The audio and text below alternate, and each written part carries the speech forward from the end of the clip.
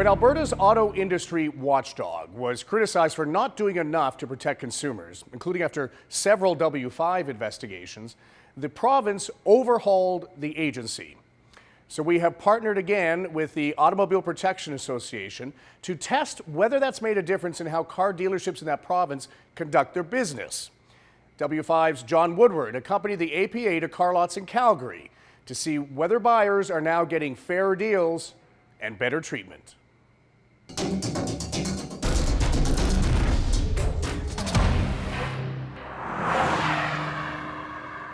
So I've got a few ads here that we pulled together. Comparing ads. It's the kind of thing most people do when they're buying a new car. So you can see it has air conditioning, automatic transmission. Right now, this group is looking at the ads for you to find out which ones you can trust. George Eney is the president of the Automobile Protection Association. The consumer watchdog group is on a mission.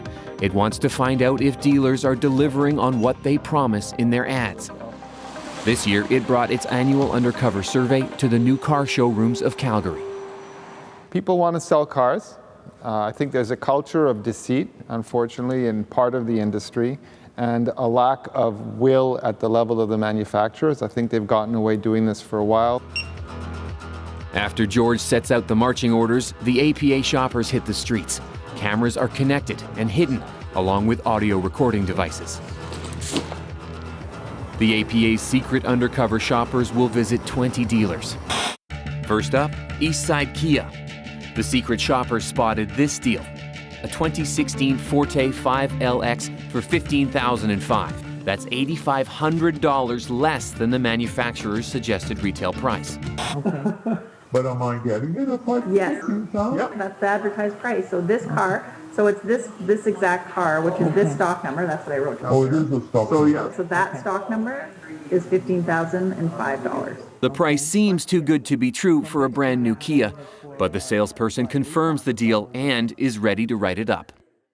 So basically, I'm getting it for what, $8,000 difference. Yeah. Off the MSRP. And you're offering this $23,000 car for $15,500. 2016. You got to get it out of here. Oh, that's why. It's a good deal. And it is brand new. Brand new, absolutely. But there's a problem. Yeah, bad news. The car in the ad is sold. The salesperson has a compromise, a similar model, but with a higher price. Yeah. 24,340. What's the 4750? 24,340? No, it's 19,590. 19,590. That's $4,500 more than the car in the ad. As for the first Forte that was sold, suddenly it reappears. Less than a week later, the car shows up in the Calgary Sun with the same stock number. But the price is now $18,785, almost $4,000 more. Is it possible that this car was sold and returned, maybe? Sure. So somebody put in an offer on a $15,000 car. The offer didn't go through, and it suddenly jumped to $18,000 when it reappeared on the market. I guess it's possible. All that, enough to give Eastside Kia a fail. The shoppers now turn their attention to a larger vehicle with larger savings. Varsity Chrysler is up next with what sounds like a bargain. A 2016 Dodge Grand Caravan, a hot deal at $25,998, a savings of more than $16,000. Well, it's got like 3,000 kilometers on it. It was used by us. But right off the bat, the shoppers are told the van has mileage on it. So it's not like it's been a used car that somebody else owned and then gave back to us. It's our used car. It's not a new van, but the salesperson assures the shoppers it was only used by the dealer. It's really good value. They are brand new. Aside from those kilometers, you never know. What's the definition of a new car? Well, a new car should be a vehicle that hasn't been driven very much. How much is too much? Well, in transit, I could see a vehicle having 25 or 50K. Theoretically, once you're showing it or using it to drive around, it's a demo. It's not really brand spanking new. It had 3,000 kilometers on it. Is 3,000 kilometers still a new car? 3,000 kilometers is not a new car anymore, no. In this case with that van, did they advertise that it was explicitly new? In the case of Varsity Chrysler, it was a bunch of vehicles featured that appeared to be new 2016s, but when we got to the dealership, this one was a demonstrator. Okay, so you're saying here that with all these options, it will come to $25,998, Yeah, plus tax. and that's all. Well, we have a documentation fee of, it would be $571. A documentation fee of $571, and that's on top of the sale price. As far as the APA is concerned, it's bogus.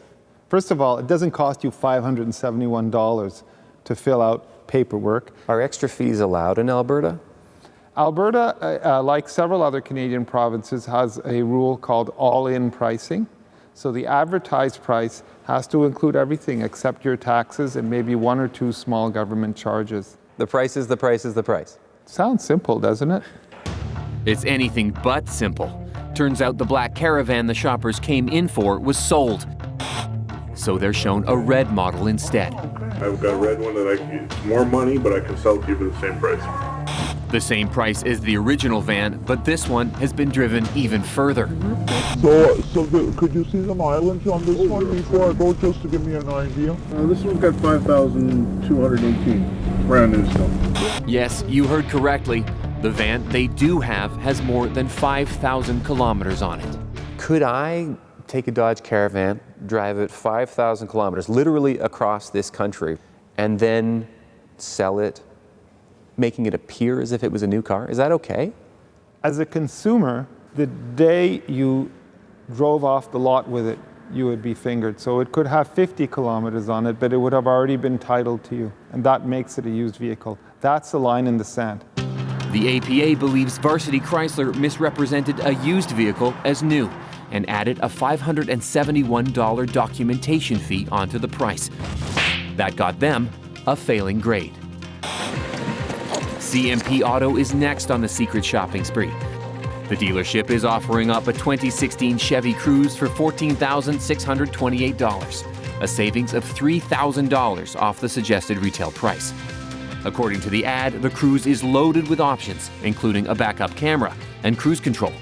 That was an excellent deal for a Chevrolet Cruze. Was it the real deal? Well, as it turned out, the question we should be asking is, was it the real car? The price is good. Its price is good. Yeah. So far, so good. But there's a hitch. It seems there's been a mistake in the newspaper ad. This Cruze doesn't have cruise control or a backup camera. Obviously there's a misprint or whatever advertisement did, marketing. The salesperson does offer to pay for installation of both options to make up for the mistake in the ad. We can still put a vision camera, rear vision camera for you guys. A red camera? A camera, backup camera. A backup camera, okay. But then the salesman drops the F-bomb. F for added fees. We add the GST on the price plus 976. You don't get GST on the fees. 976. Fees. All fees. $976 in fees that weren't advertised. That's on top of the price. That's earned the dealer a failing grade from the APA. So far, the APA shoppers are off to a bad start. Bringing in the big guns The dealership has invited in a special team of commandos. to make buyers feel special. I've done over 8,000 contracts in Canada. When W5 continues.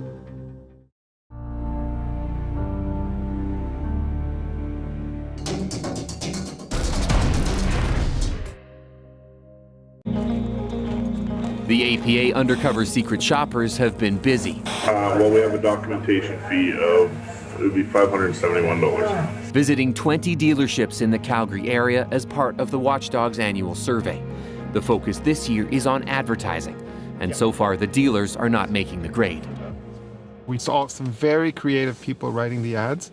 The real surprise is how lax the oversight is, because this is all very obvious stuff for us to find. We don't shop for very long before we turn up really bad advertising. CMP Auto admitted an error in its ad for a loaded 2016 Chevy Cruze. Then it tried to charge $976 on top of the price of the car. W5 requested an on-camera interview. We were denied. But the general manager, Kyle Romeril, claimed they knew they were being secret shopped by the APA, and in an email writes, quote, "We do train our salespeople with all-in pricing and review this with them regularly." He added, if a salesperson misrepresented the price, then our sales managers would correct this upon the approval of the sale to the customer. But the fact is, the salesperson did add extra fees, which are forbidden in Alberta. W5 dropped in on CMP. Hi, we're here from CTV's W5. But finding Mr. Romeril wasn't going to be easy. When we finally found a manager, he wasn't talking. This dealership failed the APA annual survey. Please leave. So you're not willing to answer any questions about how your dealership failed the APA survey? We're not doing interviews. We don't authorize this. We had questions about the fees, the administration fees your dealership charged the APA annual survey. You don't have anything to say to us or to other customers about fees that you charge? We left CMP with no answers. At Eastside Kia, it was a case of the missing car. 1 minute it was there, the next it was sold. Bad news. But then the same car with the same stock number was advertised less than a week later at a higher price. We were anxious to talk to Eastside Kia about how an advertised car could be sold and then advertised again. Our interview requests were denied, and the company told us to stay off its property. In a written statement, dealer principal Kelly Temple informed us that an internal review was conducted to look into the details of the situation and that Eastside Kia takes its responsibility for automotive advertising guidelines very seriously. He says due to Alberta privacy law, he can't comment on the specifics, but says the company has ended its relationship with an employee in question. Remember Varsity Chrysler? Its hot deal on a Grand Caravan turned lukewarm after the APA discovered the van had 5,000 kilometers on it. This one's got 5,218. Adding insult to injury, the dealership was adding an extra documentation fee of $571. Wow. Varsity Chrysler didn't respond to W5's request for an interview, but we decided to pay a visit looking for answers on why a documentation fee is being charged. Hi there. Hi there. We're from CTV's W5. We just sent over here to try and talk to a manager about some questions we had about the APA annual survey. And what happened here is when they were coming in to search for a Dodge Caravan, and instead of getting a new one, they were given one that had 3,000 kilometers on it. Okay. Another option was another Dodge Caravan with 5,000 kilometers on it, so even more. And then on top of that, they were asked for $571 in fees. So is that okay if we're told by AMVIC and the APA that is an unacceptable fee to charge a consumer, that it's against Alberta law? AMVIC says documentation fee is okay if it's a standard policy, standard procedure. It has to be disclosed in the ad, is what we're told. Oh. It might be standard policy at this dealership, but the rules in Alberta are clear. All fees must be included in the price of a car. That answer shows you the contempt dealership management have for the regulator. The fact that they have absolutely no concern. They don't think they're going to get punished. They don't even think there's a problem anymore. Buying a car can be a confusing and intimidating experience for consumers. Even the APA secret shoppers had their hands full when they dropped in on Courtesy Chrysler. What started as a routine shopping trip for a Grand Caravan at 30% off the manufacturer's suggested retail price became a marathon. Over the course of their visit, the shoppers had to negotiate with 3 salespeople. Yes. How are you, bud? How are you? Excellent. Including what appeared to be a rep from Chrysler's head office. I've done over 8,000 contracts in Canada.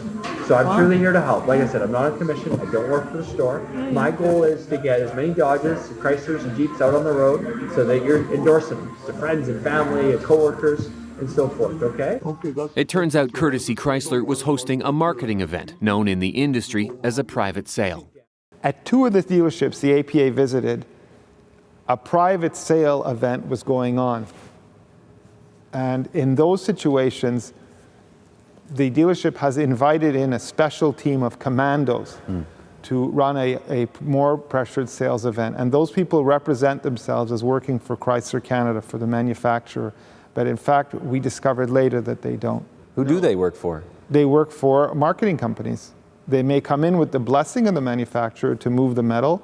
The prices are not better necessarily than what you could get on a day when a private sale isn't going on. In fact, W5 has learned that although the rep is registered to sell cars in Alberta, he actually works for a sales training company called Absolute Results. If I can't make it work, there's not a store in the country that can. What we can tell you is there is a certain amount of deception and misrepresentation going on inside the event. They are basically a hired guns from a marketing company. A consumer would have no chance against those practices. Yeah, and I've also got some extra money for you from the manufacturer over and above whatever deal that we're able to work out for you on the van, okay? But I've already chatted with Eddie. Yes. Okay, gave him the riot act and told him to take good care of you, okay? Eddie, the sales manager, takes his best shot. Now that price it's plus tax, plus fees, and plus freight. Oh, I didn't know. Yes, freight is $17.95. Now guys, this incentive ends really soon. Anything else? Plus the fees, they go for $686. Okay. That is the documentation fee and the AMVIC fee. And then AMVIC fee? AMVIC is the provincial regulator. It has a fee, but it has to be included in the advertised price. But there's more. And then we apply a tire and rim protection for 4 years or 80,000 kilometers. Okay. That's $899. Suddenly, the Dodge Grand Caravan for $20,998 doesn't sound like that much of a deal. $686 for the AMVIC and documentation fee, and $899 for tire and rim protection. A total of $1,585 in extra fees. That's a fail. AMVIC does charge a fee for every car sold in Alberta, but it's not $600. The AMVIC fee is $6.25, but dealers will bundle that with their own personal charges. And in one case, actually saying it was like AMVIC and is $600. So the AMVIC portion of that fee is 1%. Correct. The 99% of that fee goes to the dealer. Gravy for me. Courtesy Chrysler was apparently willing to discuss the APA visit, but our repeated attempts to schedule an on-camera interview failed. We had questions about the extra fees, so we dropped in and visited the showroom. And you need to set me up a setup time. We've already tried that, sir. Well, this isn't going to be the route to go, so please leave. All we had was a couple questions about these fees. Please. No answers. Add it all up, the final score this year leaves a lot to be desired. Of the 20 dealers visited by the APA, 17 failed. When you have those high failure rates, 17 out of 20, it points to systemic problems in the industry. It's not the actions of a few rotten apples. AMVIC, the Alberta Motor Vehicle Industry Council, is the province's regulator of new and used car sales. The council has been under intense pressure from the provincial government for its handling of investigations related to infractions in the car industry. A scathing report released last year resulted in the dismissal of its president. The man in charge now is interim CEO Doug Lagore. Good to meet you. Pleased to meet you. Come on and have a seat. W5 wants to know AMVIC's plans moving forward when it comes to dealers seemingly breaking the rules at will. We've seen a lot of fees. The undercover operators found a lot of fees being charged, whether it was freight fees or dealership fees or paperwork fees. Is any of that, if it's not advertised, is any of that okay? No, it's not. All-in pricing is all-in pricing. So when they advertise a price, that should include everything except GST and financing charges. Do you respect that the numbers that APA has found? Do you accept that that's a sign of a problem in the industry? Well, I think that there is probably always going to be dealers that are infracting the advertising regulations.